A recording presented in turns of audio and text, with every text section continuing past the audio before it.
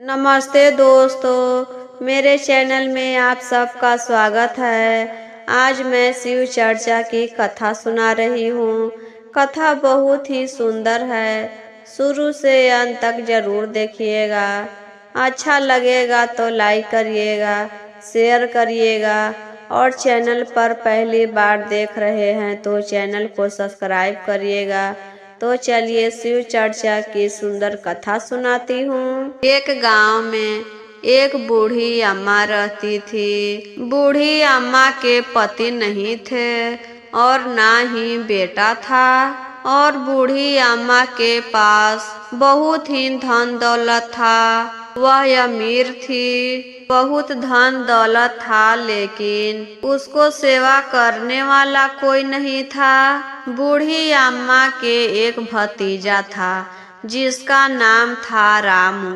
रामू अपनी पत्नी और 2 बेटा एक बेटी के साथ बूढ़ी अम्मा के घर पर रहता था। बूढ़ी अम्मा अपना सारा जमीन जायदाद अपने भतीजा के नाम पर लिख देती है। सारा धन तो अब रामू के नाम पर हो गया था। पहले तो रामू बूढ़ी अम्मा के खूब सेवा करता था। कुछ भी बूढ़ी अम्मा कहती थी जल्दी से कर देता था, क्योंकि उस वक्त उसको तो धन लेना था कि सेवा करेंगे तो सारा धन मेरे नाम कर देगी। और सारा धन लिखने के बाद बूढ़ी अम्मा को बहुत परेशान करता था। एक भी काम नहीं करता था, ना ही भर पेट खाने के लिए देता था, ना ही ढंग से कोई बातें करता था। और तो और बूढ़ी अम्मा के एक अंधेरा घर में बंद कर दिया। वहीं पर उसको एक टाइम के खाना देता था, वह भी बासी खाना देता था, ना ही पहनने के लिए कपड़ा देता था। बूढ़ी अम्मा के सारा कपड़ा फटा हुआ था, सिलाई करके पहनती थी, पेवन लगाकर पहनती थी। ऐसे ही बूढ़ी अम्मा के दिन कट रहा था गुरु बहना। आधा पेट भोजन मिलने के वजह से बूढ़ी अम्मा बहुत ही कमजोर हो गई। उसके शरीर पर बस हड्डी दिखाई देता था। वह इतना कमजोर हो गई थी कि वह खड़ा होके नहीं चलती थी, बैठकर चलती थी। जैसे बचपन में बच्चा कैसे पैर पर खुसकते हुए चलता है, उसी तरह वह भी चलने लगी। खसकते खसकते इधर उधर अंधेरे कमरा में करती रहती थी। अब तो उसको बहुत पछतावा होने लगा कि यह हम क्या कर दिए। सारा जमीन जायदाद अपने भतीजा के नाम कर दिए। वह भी अपने जिंदगी में अगर मेरे पास धन रहता तो मेरी सेवा कोई भी कर देता।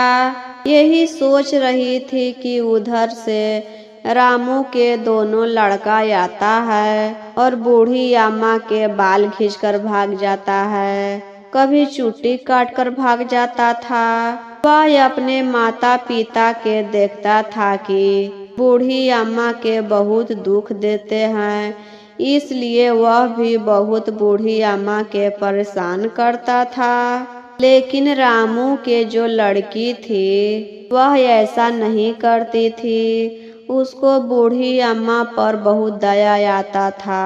वह बहुत भोली भाली थी। जब रामू के लड़का बड़ा हो गया तब रामू अपने बेटा के शादी ठीक कर देता है।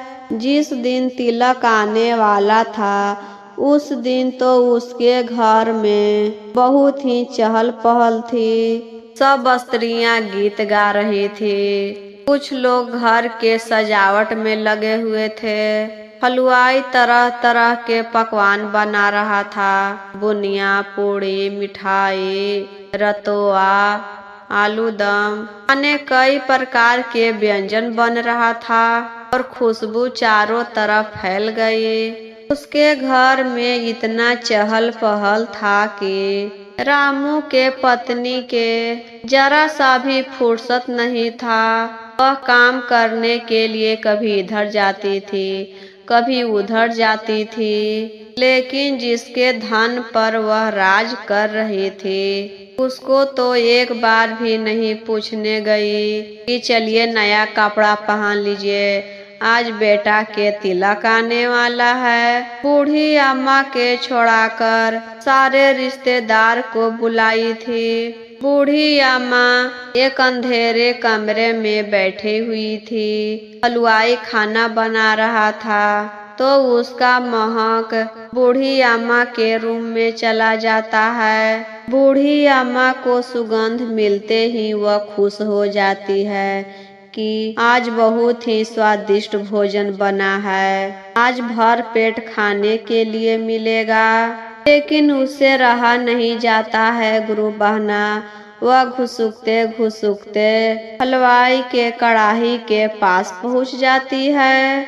तभी रामू के पत्नी देख लेती है और खींचते खींचते उसे वही अंधेरा बंद घर में जाकर बंद कर देती है और कहती है, वहां जाने से क्या सबसे पहले तुमको खाना मिलेगा? इतना बूढ़ी होने के बावजूद भी आपको सब्र नहीं होता है? जब खाना बन जाएगा, सारे मेहमान खा लेंगे, तब आपको खाना मिलेगा। तब तक आप आराम से बैठे रहिए यहाँ पर। इतना कहकर वह चली जाती है और इधर बूढ़ी अम्मा के तो सब्र नहीं हो रहा था इंतजार करते करते। उनके लिए तो 1 मिनट 1 बरस बीत रहा था, क्योंकि वह बहुत भूखी थी और कभी उनको भर पेट खाना नहीं मिलता था।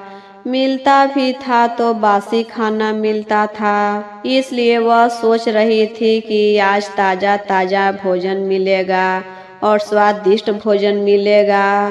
कब सब मेहमान खाए और हमको खाना मिले। उनको से तो इंतजार नहीं हो रहा था गुरु बहना। तब वह सोचती है कि क्या करे। समय कटने के लिए वह शिव गुरु से दया मांगने लगती है कि इससे समय कट जाएगा।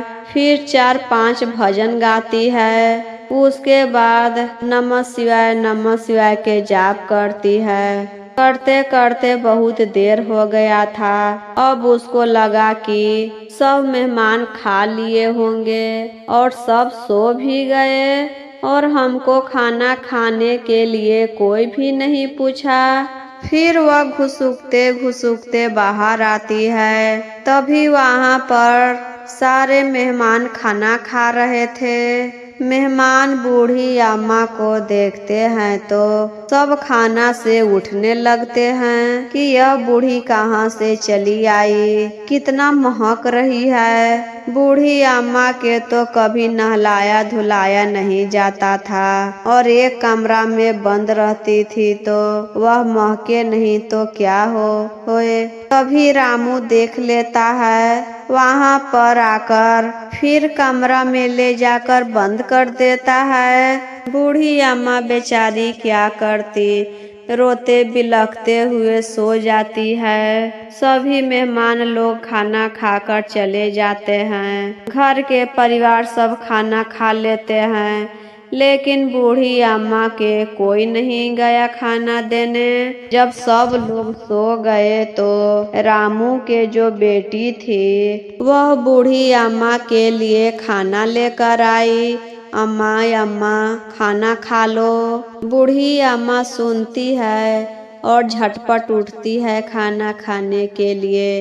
बेटी खाना लाई हो, आओ जल्दी, बहुत भूख लगा है। क्या तुम्हारी माँ भेजी है खाना लेकर? लड़की कहती है, नहीं, हम तो चुपे चोरी आए हैं, यह मेरे हिस्से का खाना है। उतना में बूढ़ी अम्मा के पेट नहीं भरा गुरु बहना। वह कहती है, जाओ बेटी, अपने अम्मा से और पुड़िया मांग कर ले आओ। लड़की कहती है, नहीं अम्मा, हम अपने माँ से चुपे चोरी आपके लिए खाना लेकर आए हैं और मांगने जाएंगे तो मारने लगेगी। तब बूढ़ी अम्मा कहती है, तो बेटी चलो, जहाँ मेहमान के खाया हुआ जूठा पत्तल बिगा होगा वहाँ लेकर चलो। वहाँ पर लेकर जाती है और बूढ़ी अम्मा सारे जूठे पत्तल में से छोड़ा हुआ भोजन करने लगती है। जब रामू के पत्नी के नींद खुलता है गुरु बहना, तब वह अपनी बेटी को खोजने लगती है। बेटी वहाँ पर नहीं थी तो ढूंढते ढूंढते बाहर चली आई।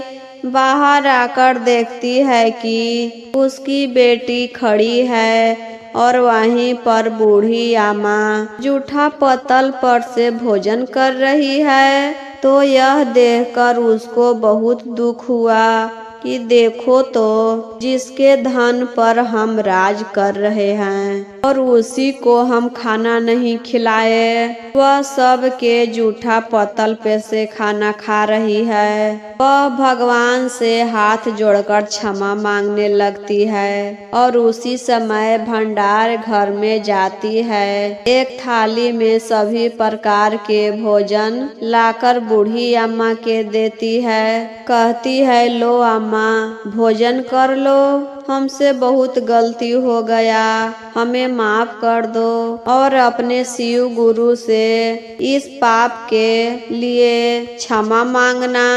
अब से ऐसी गलती हम कभी नहीं करेंगे। बूढ़ी अम्मा जल्दी से सारा भोजन खत्म कर दी, क्योंकि कई दिनों से वह खाना नहीं खाई थी। और उसी दिन से रामू और रामू के पत्नी सब लोग बूढ़ी अम्मा के सेवा करने लगते हैं। और इसी चलते गुरु बहना, अपना जिंदगी में अपना धन किसी और को नहीं देना चाहिए। धन के लालच में सब लोग सेवा करते हैं। जैसे ही धन मिल जाता है सब मुंह फेर लेते हैं।